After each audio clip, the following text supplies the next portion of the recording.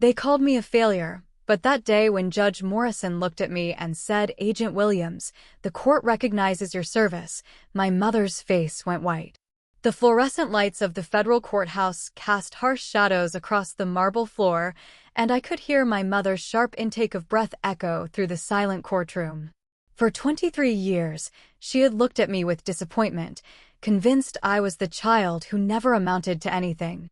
But in that moment, as the entire courtroom stood in respect for my service, everything she thought she knew about me crumbled like old paper. The gavel rested heavy on the judge's bench, and the American flag behind him seemed to wave even in the still air, as if acknowledging a truth that had been hidden for far too long. Before I share this story with you, I want to know you're here with me. Just say listening in the comments or let me know where you are listening from. I love hearing how far these stories of hidden truth can reach, because sometimes we all need to remember that things are not always what they seem. Growing up, I was the disappointment. While my sister Sarah graduated summa cum laude from law school and my brother Michael built his successful accounting firm, I was the one who barely scraped through community college. At least, that's what my family believed. Every Thanksgiving dinner became a performance where Mom would sigh deeply when relatives asked about my job, her voice dropping to that particular tone of maternal embarrassment. She would pat my shoulder with false comfort and say, "Well, not everyone can be high achievers. Some people just need more time to find their way." The words stung every single time, but I learned to nod and smile, playing the role of the family underachiever with practiced ease. My apartment was a studio in the worst part of town, deliberately chosen to support the narrative that I was struggling financially. The peeling wallpaper and broken air conditioner were props in an elaborate theater production where I was both actor and audience. When family visited, which was rare, they would look around with barely concealed pity, Mom making mental notes about how she had failed as a parent with at least one of her children. She would bring groceries she claimed were extra from her shopping trip, never quite meeting my eyes when she placed the bags on my scratched kitchen counter. But what Mom never understood was that I chose that apartment. Just like I chose the secondhand clothes and the beat-up Honda Civic with a dent in the passenger door. Every detail of my life was carefully constructed to maintain an image that kept me invisible, unremarkable, forgettable. The kind of person nobody would suspect of anything important. Because for the past 6 years, while my family thought I was bouncing between dead-end jobs and unemployment, I had been serving my country in ways I could never explain at Sunday dinner. The phone calls always came at strange hours. Mom learned to expect my disappearances, my last-minute cancellations, my vague excuses about why I couldn't make it to Sarah's birthday party or Michael's promotion celebration. She developed a special expression for these moments, a tight-lipped nod that said everything about her expectations of my reliability. "You're just like your father," she would mutter, referring to my dad who had walked out when I was 12. The comparison was meant to wound, and it did, but not for the reasons she thought. Family gatherings became exercises in careful performance. I would sit quietly while Sarah talked about her latest courtroom victory or Michael shared news about expanding his business. Mom would beam with pride, her chest literally swelling as she absorbed the reflected glory of her successful children. Then the conversation would inevitably turn to me, and the room temperature would seem to drop several degrees. "Well," she would say with forced brightness, "we're still hoping things turn around for our late bloomer." The relatives would nod sympathetically, probably wondering what they had done wrong in their own parenting to produce such obvious disappointment. I perfected the art of looking appropriately ashamed during these moments. I would stare at my hands, maybe mumble something about still figuring things out, still looking for the right opportunity. Inside, I was calculating extraction routes and memorizing facial features, habits that had become so ingrained I did them unconsciously. But to my family, I was just their failure of a son who couldn't even maintain eye contact during conversations about his future. The hardest part was watching Mom apologize for me to people. At church functions, neighborhood barbecues, even casual encounters at the grocery store, she would preemptively explain my situation before anyone asked. "He's still finding himself," she would say with that martyred smile that mothers perfect when discussing their disappointing children. "Sometimes I think he just needs more structure, more motivation." The woman at the post office would nod knowingly, probably grateful for her own conventionally successful offspring. There were moments when I wanted to tell her the truth. Late nights when she would call to check on me, her voice soft with worry and poorly concealed disappointment. "Are you eating enough?" she would ask, and I could hear her mentally calculating how much financial support she might need to provide. "Are you staying out of trouble, taking care of yourself?" The genuine concern in her voice made my chest tight with guilt, knowing that my lies were causing her real pain. But the truth would have put her in danger. The truth would have compromised operations that were saving lives. The truth would have meant the end of my ability to serve my country in the shadows, where the most important work often gets done by people nobody remembers or celebrates. So I let her believe I was a failure, absorbing her disappointment like a sponge absorbs water, heavy and sodden with her unmet expectations. My cover story evolved over the years. Sometimes I was between jobs, sometimes I had a job that didn't quite work out, sometimes I was considering going back to school. The details changed, but the theme remained constant. I was the child who couldn't quite get his life together.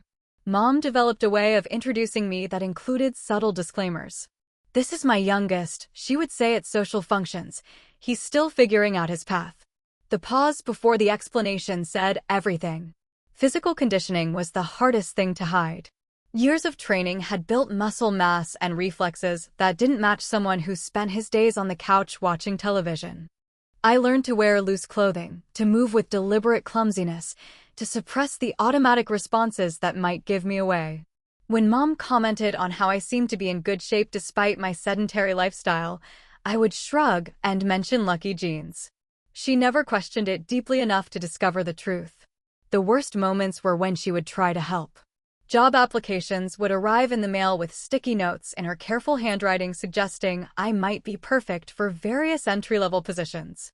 She researched community programs for underemployed adults and left brochures on my coffee table during visits. Her genuine desire to see me succeed made every deception feel like a betrayal, but the alternative was impossible. Sarah and Michael treated me with the kind of patient kindness reserved for family members who require management. They would include me in celebrations, but never assign me important responsibilities.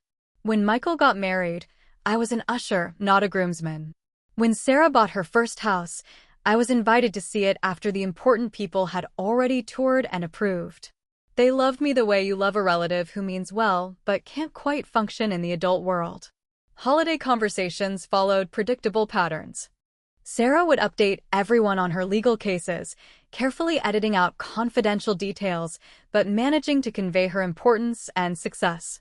Michael would discuss business expansion plans and investment strategies with the confidence of someone whose opinions mattered. Then attention would turn to me with that careful politeness families use when approaching sensitive subjects. "How are things going for you?" they would ask, and I would provide vague updates about still looking for the right opportunity. Mom started buying self-help books. I would find them strategically placed around her house during visits, titles about finding your purpose and overcoming obstacles and unleashing your potential. She never directly suggested I read them, but they appeared wherever I might sit, like motivational landmines designed to inspire accidental improvement. Her hope was touching and heartbreaking in equal measure. The irony was suffocating sometimes. While Mom worried about my inability to hold down a job, I was being trusted with national security operations. While she fretted about my financial stability, I was preventing crimes that would have made international headlines.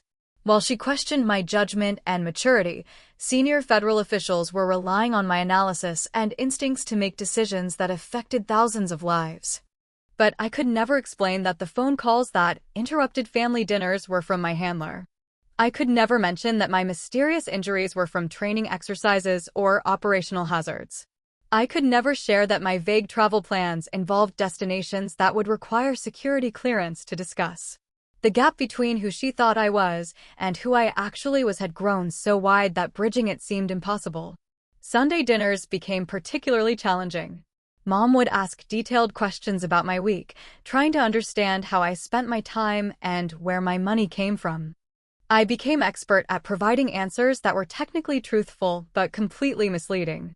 Yes, I had meetings with people downtown. No, I couldn't really discuss the details because of confidentiality concerns. Yes, sometimes the work required travel. No, it wasn't anything too exciting. She interpreted my evasiveness as shame about unemployment or underemployment. The more secretive I became, the more convinced she grew that I was hiding some fundamental failure or embarrassing situation. Her concern deepened into worry, and her worry hardened into disappointment that felt like a physical weight every time we were in the same room. The neighborhood where I lived supported my cover perfectly. Mom would visit occasionally, her expression tight with maternal anxiety as she navigated streets she considered dangerous. She would lock her car doors and walk quickly to my apartment entrance, probably wondering how her parenting had produced a son who lived in such circumstances. The other residents fit her expectations of people who associated with her unsuccessful child: working-class families, elderly pensioners, students scraping by on loans, and part-time jobs. What she never noticed were the subtle security modifications to my apartment. The reinforced door frame, the upgraded locks, the carefully positioned mirrors that allowed complete visual coverage of the hallway. She saw evidence of poverty and poor choices where there was actually evidence of professional paranoia and operational security. The disconnect between perception and reality had become the defining feature of our relationship.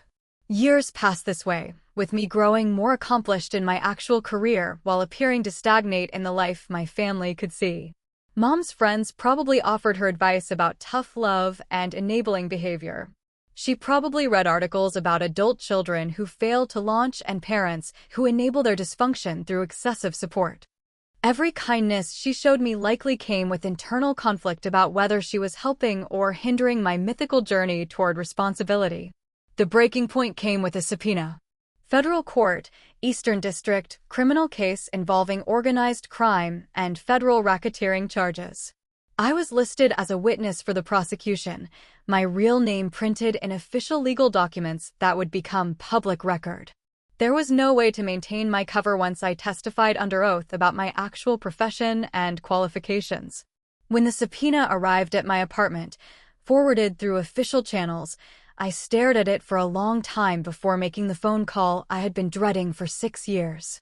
Mom answered on the second ring, her voice bright with the false cheerfulness she used when talking to her disappointing son.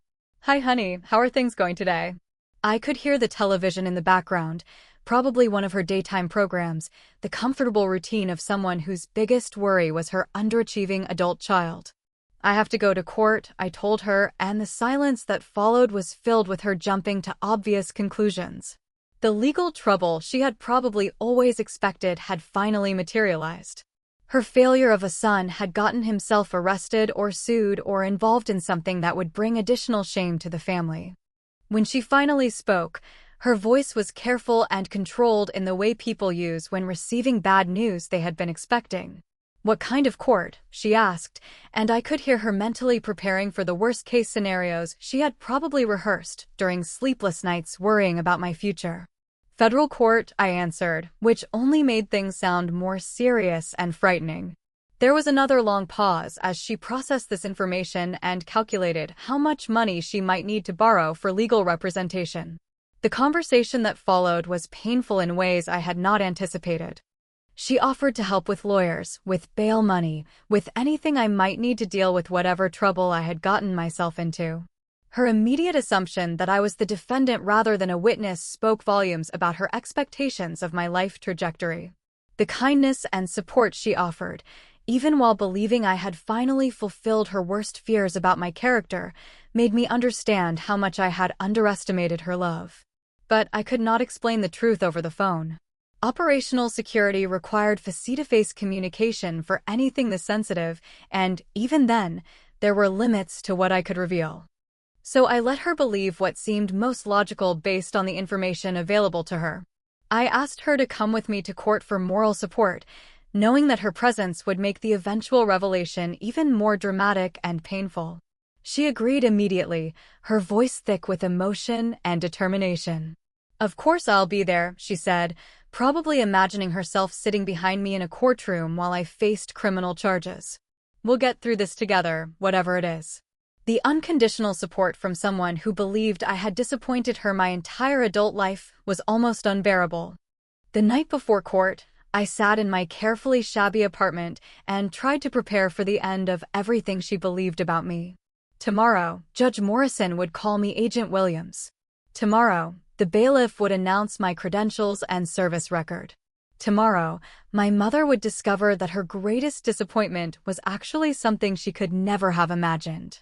I looked around at the props that had defined my cover identity: the secondhand furniture, the empty refrigerator, the stack of unpaid bills that were actually operational expenses covered by federal budget allocations. Every detail had been chosen to support a story that was about to evaporate under oath in a federal courtroom. After tomorrow, there would be no going back to the simple narrative of maternal disappointment and underachieving son. The hardest part was not knowing how she would react. Would she be angry about years of deception, hurt by the lies, proud of service she never suspected? Would she understand the necessity of maintaining cover, or would she see only betrayal and manipulation?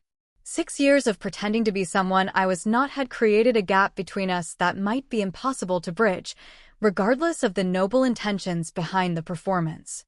Morning came with gray skies and the kind of persistent rain that makes everything look washed out and uncertain.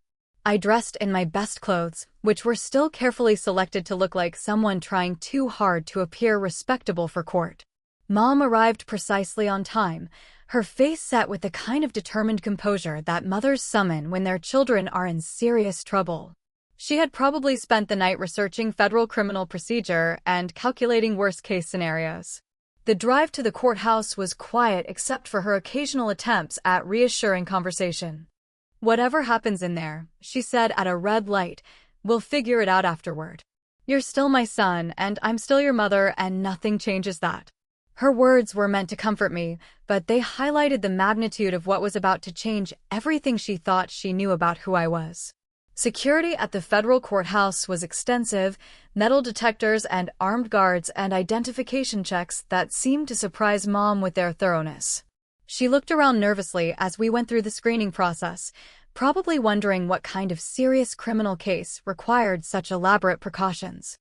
Her discomfort was visible as she tried to navigate an environment she associated with major crimes and dangerous criminals. We took seats in the gallery, and I could feel her tension radiating like heat. She kept glancing at me with expressions that cycled between concern and confusion, clearly trying to piece together how her underemployed son had become involved in federal proceedings important enough to require this level of security. The courtroom was filling with people who looked official and serious: attorneys and agents and court personnel who moved with professional confidence. Judge Morrison entered precisely at 9 o'clock, and the bailiff's call to order echoed through the marble and wood chamber with ceremonial gravity. Mom stood with everyone else, but I could see her looking around uncertainly, clearly intimidated by the formal atmosphere and official proceedings. This was not the kind of court she had imagined, not the simple hearing she had probably expected for whatever minor legal trouble her son had encountered. The prosecution began calling witnesses, and with each name announced, Mom seemed to grow more confused about why we were there. These were federal agents, forensic accountants, expert witnesses with impressive credentials and official titles. None of this matched her expectations of a court appearance involving her underachieving son who could barely maintain steady employment. Then I heard my name called, not the casual nickname my family used, but my full legal name followed by my actual title and credentials.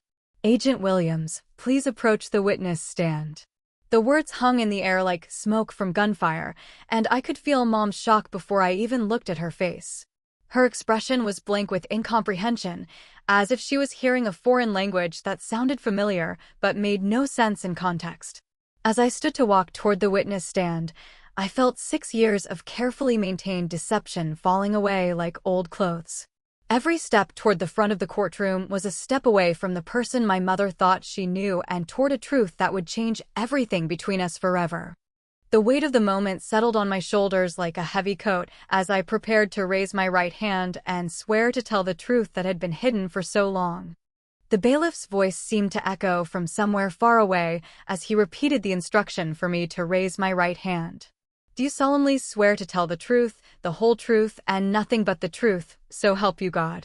I do, I answered, and with those 2 words, the careful construction of 6 years began to collapse like a house of cards in a hurricane. Behind me, I could hear Mom's sharp intake of breath as the reality of what was happening started to penetrate the shock that had frozen her in place. Judge Morrison looked at me with the kind of professional respect reserved for law enforcement officers, and I could feel the shift in the courtroom atmosphere as people recognized that this was not a defendant or a civilian witness, but a federal agent testifying in an official capacity. The prosecutor approached with documents in hand, ready to establish my credentials and expertise for the record. State your full name and occupation for the court, please. Agent David Michael Williams, I answered clearly, my voice carrying the confidence that came from years of training and operational experience. I am a special agent with the Federal Bureau of Investigation, currently assigned to the Organized Crime Task Force, Eastern Division. The words felt strange after years of hiding them, like speaking a native language after pretending to be mute for half a decade. From the corner of my eye, I could see Mom's face cycle through expressions of confusion, disbelief, and dawning comprehension. Her mouth was slightly open, as if she wanted to speak, but could not find words that made sense in this new reality where her unemployed disappointment of a son was suddenly a federal law enforcement officer with credentials and authority she had never suspected. How long have you been employed by the Federal Bureau of Investigation? The prosecutor continued, establishing the foundation for my testimony with routine questions that would build the official record. 6 years, 4 months, and 18 days, I answered, remembering my graduation date from Quantico with the precision that had become second nature in my professional life. And during that time, what has been your primary area of focus and responsibility? The question opened the door to explanations that would shatter every assumption my family had made about my adult life. My primary assignment has been deep cover infiltration of organized crime syndicates operating in the Northeastern Corridor, with particular focus on money laundering, human trafficking, and weapons distribution networks. The words hung in the courtroom air like revelations from another universe, and I could feel Mom's shock radiating behind me like heat from a fire. For 6 years, while she worried about my inability to hold down a job, I had been working cases that made headlines when we were successful enough to allow public disclosure. While she fretted about my financial stability, I had been following money trails that led to arrests and seizures worth millions of dollars. Please describe for the court your educational background and training relevant to this assignment. The prosecutor's questions were methodical, designed to establish my credibility and expertise for the jury, but each answer was another nail in the coffin of my mother's understanding of who her son actually was. Bachelor's degree in criminal justice from State University, master's degree in international relations from Georgetown University, completed while working full-time for the Bureau. Specialized training in financial crimes investigation, surveillance techniques, undercover operations, and organized crime intelligence analysis. Additional certifications in digital forensics and financial fraud detection. The academic achievements I had never been able to share with my family spilled out in the formal language of legal testimony. Behind me, I could hear Mom's quiet gasp as she processed the revelation that her son, who had barely graduated from community college, had actually earned advanced degrees while maintaining his cover identity. The carefully constructed narrative of academic failure and lack of direction evaporated in the face of credentials that represented years of dedicated study and professional development she had never suspected. The prosecutor moved into the specifics of the case at hand, asking me to describe the investigation that had led to today's proceedings. For the past 18 months, my team had been tracking a sophisticated money laundering operation that moved illegal proceeds through a network of legitimate businesses, shell companies, and offshore accounts. My role had been to infiltrate the organization by posing as a small-time criminal looking to clean money from fictional drug operations. As I described the investigation, I could see Mom's expression changing from shock to something approaching awe. The son she thought spent his days watching television and avoiding responsibility had actually been living a double life that required intelligence, courage, and skills she had never imagined he possessed. Every mysterious phone call, every unexplained absence, every vague excuse about work suddenly took on new meaning in the context of federal law enforcement operations. The cover identity I had maintained for this operation was actually very close to the person my family believed me to be: unemployed, financially struggling, morally flexible enough to engage in illegal activities for money. The irony was that my real cover story had been hiding in plain sight, supported by my family's own assumptions about my character and capabilities. During the 18 months of this investigation, I had missed Christmas dinner because I was in a warehouse in Newark wearing a wire and documenting weapons transactions. I had canceled Sarah's birthday celebration because I was testifying before a grand jury about human trafficking routes. I had skipped Michael's promotion party because I was in protective custody after my cover was nearly blown during a raid in Philadelphia. Each missed family event had been another disappointment to catalog in Mom's mental file of her son's unreliability and lack of commitment to family relationships. She had interpreted my absences as evidence of immaturity and selfishness, never imagining that I was actually serving my country in ways that required personal sacrifice and absolute secrecy. The prosecutor asked me to describe the risks involved in undercover work, and I found myself explaining dangers I had never been able to share with anyone outside the Bureau. Physical threats from subjects under investigation, the psychological stress of maintaining false identities for extended periods, the isolation that came from being unable to share your real life with family and friends. Working undercover means living in constant state of performance, I explained to the court.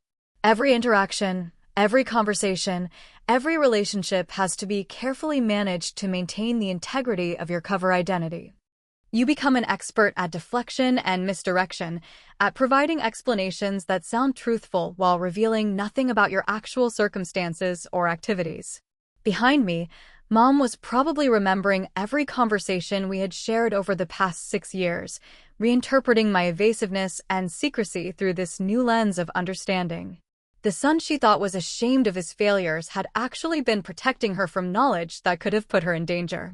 The prosecutor moved into specific evidence, asking me to identify surveillance photographs, financial documents, and recorded conversations that had been gathered during the investigation. Each piece of evidence represented hours of dangerous work, careful documentation, and professional skill that my family had never suspected I possessed. This photograph was taken during a meeting at the Riverside Diner on March 15th, I testified, pointing to an image that showed me sitting across from a man whose organization controlled drug distribution throughout 3 states. I was wearing a concealed recording device and documenting his instructions about money movement and territorial disputes. The technical expertise required for this kind of work became clear as I explained the equipment, procedures, and legal requirements involved in gathering admissible evidence against sophisticated criminal organizations. This was not the kind of work that could be done by someone lacking intelligence, training, or professional competence. As the questioning continued, I found myself describing a professional life that was completely at odds with everything my family believed about my capabilities and character.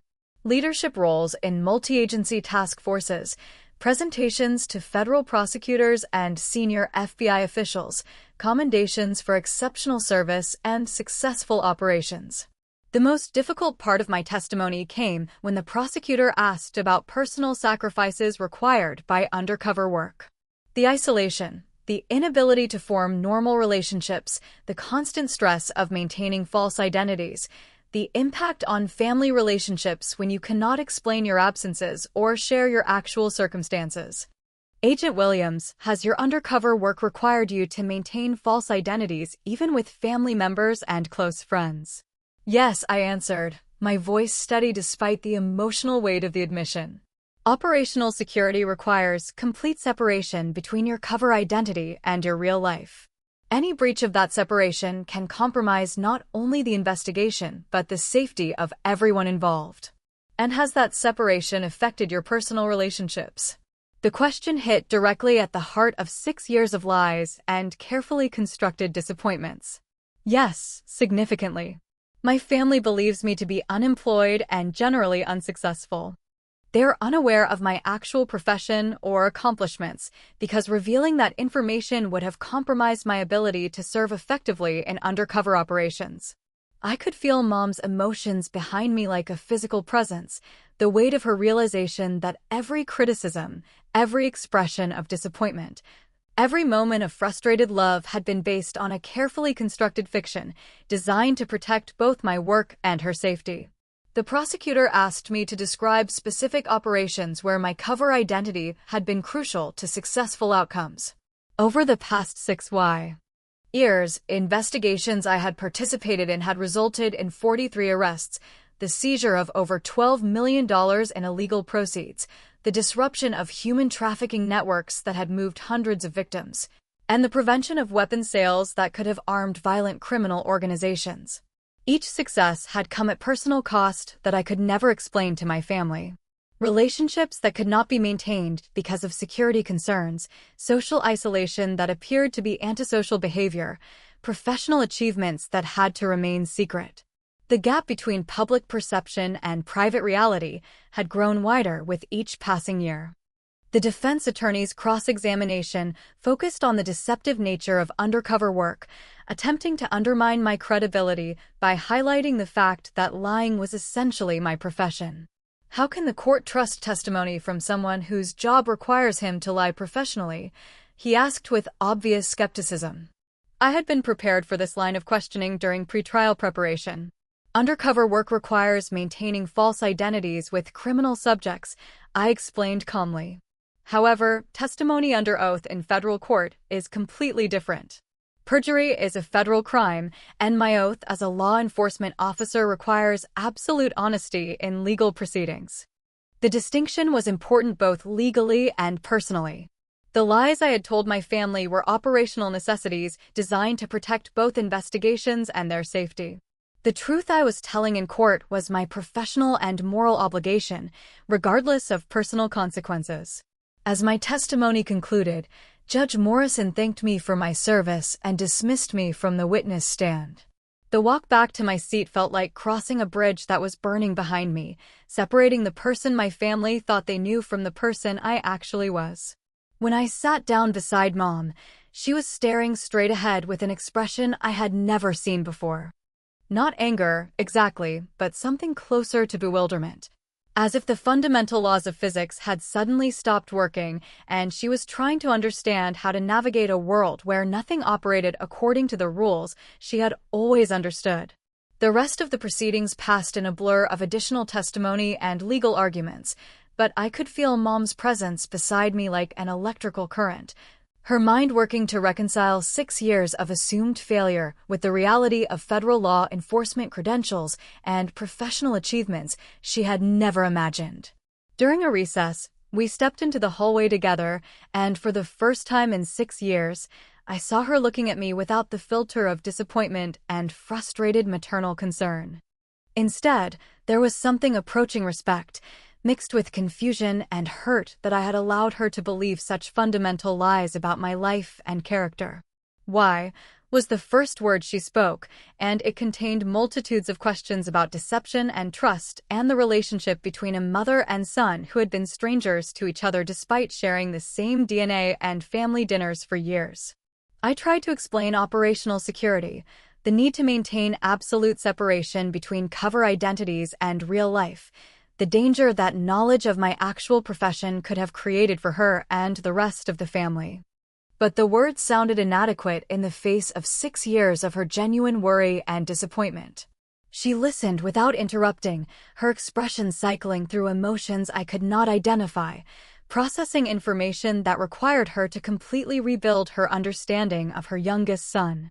The unemployed disappointment had been replaced by a federal agent with advanced degrees and professional achievements, but the person standing in front of her was still someone she was only beginning to know.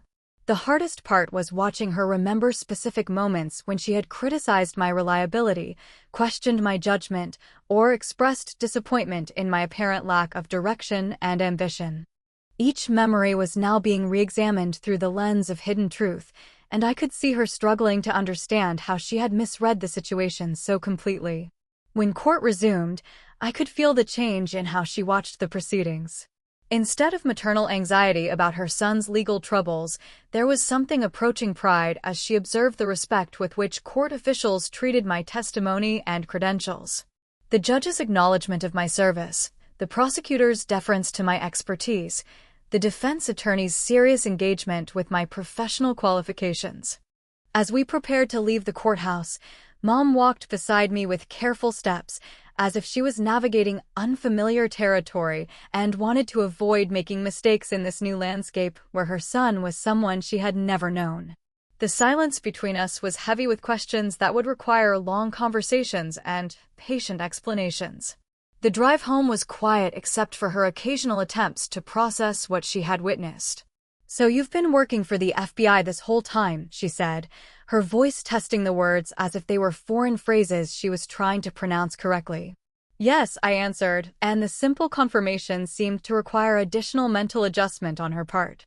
When we reached her house, she invited me in for coffee with the kind of formal politeness she might use with a stranger whose character and intentions she was still evaluating. The familiar kitchen looked exactly the same, but everything felt different now that the fundamental assumptions underlying our relationship had been completely overturned.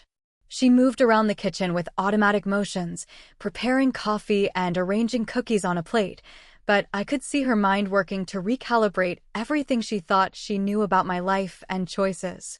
The careful economy of someone living on unemployment benefits was now revealed to be the deliberate simplicity of someone maintaining an operational cover identity. As we sat at her kitchen table, the same table where she had expressed disappointment about my lack of direction and questioned my life choices, she looked at me with eyes that were seeing clearly for the first time in 6 years. The person sitting across from her was both her son and a complete stranger, familiar in appearance, but utterly transformed by revelation of hidden truth. "We have a lot to talk about," she said finally, and I could hear in her voice the beginning of a conversation that would rebuild our relationship on a foundation of truth instead of carefully maintained deception. The road ahead would require patience and understanding from both of us, but for the first time in years, we could travel it together without the burden of secrets that had kept us apart while sitting in the same room. The coffee grew cold between us as Mom stared at her hands, wrapped around the mug like she was trying to anchor herself to something solid in a world that had suddenly become unfamiliar. I could see her mind working through years of memories, reframing every interaction we had shared through this new lens of understanding.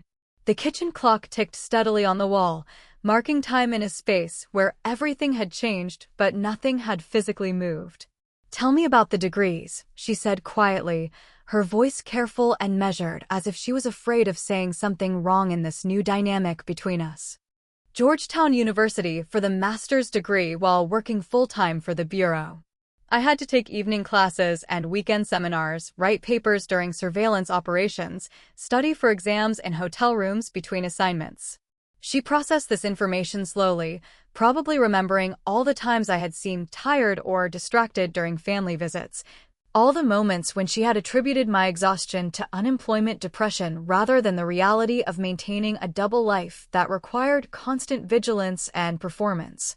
"How did you manage the coursework while doing undercover work?" she asked, and I could hear genuine curiosity replacing the maternal worry that had defined her tone for so many years. "Time management became a survival skill," I explained, grateful for the opportunity to share details I had never been able to discuss. "Research papers written in surveillance vehicles, study sessions conducted while maintaining cover identities, final exams scheduled around operational requirements." The Bureau supported continuing education, but the practical challenges of pursuing advanced degrees while working deep cover operations required creativity and dedication that I had never been able to demonstrate to my family. Mom nodded slowly, absorbing the reality that her son had been managing professional responsibilities and academic achievements that far exceeded anything she had imagined him capable of attempting, much less completing successfully. The careful mediocrity of my cover identity had hidden not just competence, but actual excellence in fields she had never known I was studying. "What about the commendations you mentioned in court?" she asked, and I could see her struggling to reconcile the son who received federal recognition for exceptional service with the son she had worried about for 6 years. I pulled out my phone and showed her official documentation I had never been able to share: letters of commendation from FBI directors, certificates of appreciation from federal prosecutors, awards for exceptional service in organized crime investigations. She studied each document with the concentration of someone trying to translate a foreign language, her finger tracing official seals and signatures that confirmed achievements she had never suspected. "This is from the director of the Federal Bureau of Investigation," she said, reading aloud from a letter that commended my work on a human trafficking case that had resulted in the rescue of 37 victims and the dismantling of an international criminal network. "That case required 8 months of deep cover work," I explained, remembering the psychological toll of pretending to be someone willing to profit from human suffering while actually gathering evidence to destroy the organization from within. I was embedded with a group that moved victims from Eastern Europe through New York and into forced labor situations across the country. As I described the operation, Mom's expression shifted from confusion to something approaching horror as she realized the personal risks I had been taking while she worried about my inability to maintain steady employment. The phone calls that interrupted family dinners, the mysterious injuries I attributed to clumsiness, the periods of unavailability that seemed like irresponsible behavior. "You were saving people," she said, and her voice carried a weight of realization that extended beyond simple pride into something deeper and more complex. "While I was criticizing you for missing family events, you were literally saving people's lives." The guilt in her voice was painful to hear, but it was mixed with an emerging understanding of sacrifices she had never known were being made. The conversation was interrupted by the doorbell, and through the front window we could see Sarah's car in the driveway. Mom and I exchanged looks that acknowledged the complexity of explaining this revelation to the rest of the family, people who had their own established opinions about my character and life choices based on 6 years of carefully maintained deception. Sarah entered with her usual efficient energy, carrying legal briefs and wearing the confident expression of someone who had spent the morning in courtroom proceedings where she was clearly the most competent person present. She kissed Mom on the cheek and nodded at me with the polite distance she had perfected for family interactions involving her unreliable younger brother. "How did the court thing go?" she asked with carefully neutral curiosity, probably expecting to hear about plea bargains or community service arrangements for whatever minor legal trouble had finally caught up with her irresponsible sibling. Mom and I looked at each other, and I could see her struggling with how to begin explaining something that would require complete reconstruction of everything Sarah believed about family dynamics. "David is a federal agent," Mom said simply, and the words dropped into the kitchen atmosphere like stones into still water, creating ripples of confusion that spread across Sarah's expression as she tried to process information that made no sense in the context of everything she thought she knew about her brother. "What do you mean?" Sarah asked, her legal training kicking in with questions designed to clarify terms and establish facts. "David works for the FBI. He's been undercover for 6 years. He testified in federal court today about organized crime investigations." Her voice was matter-of-fact, but I could see the effort it required to speak these truths that still felt foreign in her mouth. Sarah stared at me with the expression of someone trying to solve a puzzle where the pieces did not fit together according to any logical pattern. The brother who borrowed money for rent was suddenly revealed to be a federal law enforcement officer with advanced degrees and professional credentials. The family disappointment had been transformed into someone whose career achievements exceeded her own in certain respects. "Show her the documents," Mom suggested, and I retrieved my phone to display the same official recognition and commendations that had helped her begin to understand the magnitude of deception that had defined our family relationships for years. Sarah examined each document with the analytical skills of someone trained to evaluate evidence and detect fraud. "These are real," she said, and her voice carried the bewilderment of someone whose professional expertise confirmed facts that contradicted everything she believed about her brother's capabilities and character. FBI credentials, federal commendations, advanced degrees from Georgetown University. The documentation was authentic and official, leaving no room for doubt about the fundamental transformation of family understanding. "Why didn't you tell us?" Sarah asked, and her question contained layers of hurt and confusion that extended beyond simple curiosity into questions about trust and family loyalty. I explained operational security requirements, the need to maintain complete separation between cover identities and personal relationships, the potential dangers that knowledge of my actual profession could have created for family members. As I described the risks involved in undercover work, Sarah's legal background helped her understand the necessity of absolute secrecy in a way that Mom had initially struggled to grasp. Criminal organizations conducting surveillance on law enforcement officers and their families, potential retaliation against relatives of federal agents, the compromise of ongoing investigations that could result from security breaches. "But you let us think you were a failure," she said, and I could hear the pain in her voice as she processed the implications of 6 years of deception that had allowed family members to develop opinions about my character based on completely false information. Every expression of disappointment, every moment of frustrated concern, every attempt to help or encourage had been based on lies I had told to protect both my work and their safety. The front door opened again, and Michael's voice called out from the hallway as he arrived for what he probably expected to be a routine family gathering to discuss whatever minor legal troubles had required court attendance. His footsteps approached the kitchen with the confident stride of someone who had no reason to expect that fundamental assumptions about family dynamics were about to be completely overturned.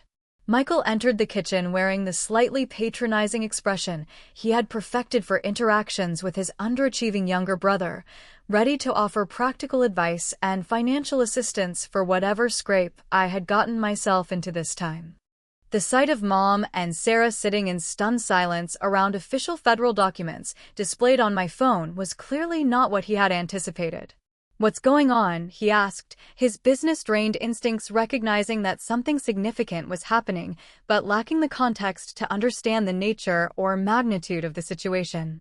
Sarah looked at Mom, who looked at me, and I realized that explaining this revelation to each family member was going to require the same careful reconstruction of reality that had been necessary with Mom. "David is an FBI agent," Sarah said, choosing directness over gradual revelation. "He's been working undercover for 6 years while we thought he was unemployed. He testified in federal court today about organized crime cases."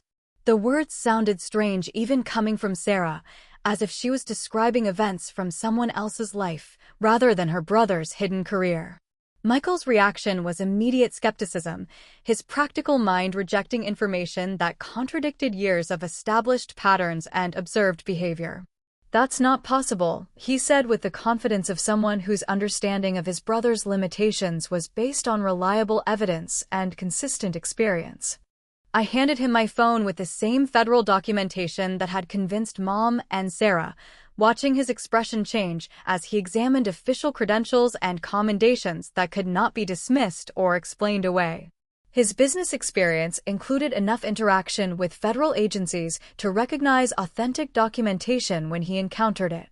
"Holy shit," he said quietly, his usual professional composure cracking under the weight of revelation that required complete recalibration of everything he believed about family relationships and individual capabilities. "Sorry, Mom," he added automatically, but his apology was distracted as he continued to process information that challenged fundamental assumptions about his brother's character and achievements. The three of them sat around the kitchen table examining federal documents and trying to understand how they had misread the situation so completely for so many years. I could see them mentally reviewing every family interaction, every missed event, every moment of expressed disappointment or frustrated concern, reinterpreting everything through this new lens of hidden truth. "All those times you canceled plans," Mom said slowly, working through specific memories that now required different explanations. "Christmas dinner when you said you weren't feeling well. Sarah's birthday party when you had that mysterious phone call. Michael's promotion celebration when you left early because of work." Each recalled disappointment was being reframed as operational necessity rather than irresponsible behavior. I was working, I confirmed, and began to explain specific operations that had required my absence from family events over the past 6 years.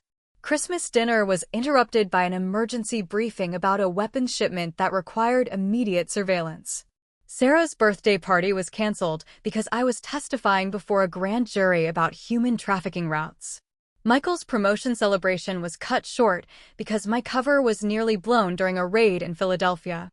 Each explanation transformed a moment of family disappointment into evidence of professional dedication and personal sacrifice that they had never suspected. The unreliable brother had actually been someone whose absence was required by national service and public safety responsibilities that took precedence over social obligations. Michael was examining the federal commendations with his accountant's attention to detail, reading official language that described achievements and recognition far exceeding anything he had imagined his brother capable of earning. "This says you led a multi-agency task force that seized $12 million in illegal proceeds," he said, reading aloud from documentation that confirmed professional responsibilities and leadership roles that contradicted everything he thought he knew about my capabilities. "That was the money laundering investigation I testified about today," I explained, describing 18 months of deep cover work that had required me to pose as a criminal while actually gathering evidence to destroy the organization from within. The operation had been personally dangerous and professionally complex, requiring skills and judgment that my family had never known I possessed. As the afternoon continued, we worked through years of misunderstandings and false assumptions, with each family member processing the revelation according to their own personality and professional background. Mom focused on the personal sacrifices and emotional costs of maintaining deception with people you loved. Sarah analyzed the legal and ethical implications of undercover work and family relationships. Michael calculated the financial and practical aspects of maintaining a cover identity while pursuing advanced education and professional development. The most difficult part was watching them confront their own guilt about years of disappointment and criticism directed at someone who had actually been serving his country with distinction while protecting their safety through carefully maintained deception. Each expression of frustration or concern now carried the weight of misunderstanding someone whose true character had been hidden by operational necessity. "I don't know how to feel about this," Mom said finally, her voice carrying the exhaustion of someone who had spent hours rebuilding her understanding of fundamental relationships. "Pride in what you've accomplished, hurt that you couldn't trust us with the truth, guilt about all the times I criticized you for things that weren't real. The truth would have put you in danger," I explained again, but the words felt inadequate in the face of genuine emotional pain that my deception had caused despite its necessity. Criminal organizations conduct surveillance on law enforcement officers and their families. Knowledge of my actual profession would have made you targets for retaliation and compromise my ability to work effectively. Sarah's legal training helped her understand the institutional requirements that had made deception necessary, but her sister's heart struggled with the personal implications of 6 years of lies told by someone she loved. The professional necessity didn't diminish the emotional impact of discovering that fundamental assumptions about family relationships had been built on carefully constructed fiction. As evening approached, we began to discuss practical implications of my revealed identity. The end of my undercover career meant the end of the carefully maintained cover story that had defined my relationship with my family for 6 years. Future interactions would be based on truth rather than operational necessity, but the transition would require patience and understanding from everyone involved. Michael asked practical questions about salary and benefits, probably recalculating his understanding of my financial situation and wondering how many offers of assistance had been unnecessary because I was actually earning a federal agent's income while maintaining the appearance of unemployment. Sarah inquired about legal protections and security considerations that might affect family activities and public appearances. Mom simply sat quietly, absorbing the magnitude of change that this revelation represented for family dynamics that had been based on false assumptions for years. The son she had worried about was revealed to be someone whose professional achievements exceeded her expectations, but the relationship itself would need to be rebuilt on a foundation of truth rather than necessary deception. As I prepared to leave, Mom walked me to the door with the careful formality of someone still adjusting to new information about a person she thought she knew completely.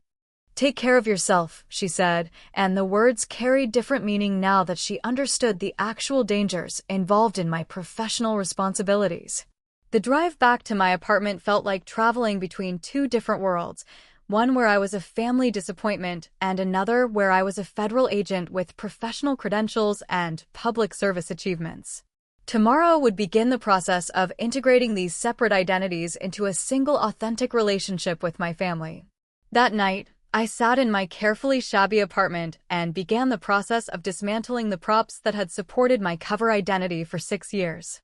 The second-hand furniture and empty refrigerator had served their purpose, but they were no longer necessary now that my family knew the truth about my actual circumstances and achievements. My phone rang with a call from Mom, her voice tentative as she navigated this new dynamic where her son was someone she was still learning to know. "I just wanted to say that I'm proud of you," she said, and I could hear the emotional weight behind words she had never been able to speak during the years when my accomplishments were classified secrets. "Thank you," I replied, and felt the relief of finally being able to accept recognition from my family without the burden of deception that had separated us even when we were sitting in the same room. The conversation was brief, but it represented the beginning of honest communication that had been impossible for 6 years. The next morning brought calls from Sarah and Michael, each processing the revelation in their own way and beginning to rebuild their understanding of family relationships that had been based on false premises. Sarah wanted to understand the legal framework that governed undercover operations and family disclosure. Michael had questions about career development and professional advancement within federal law enforcement.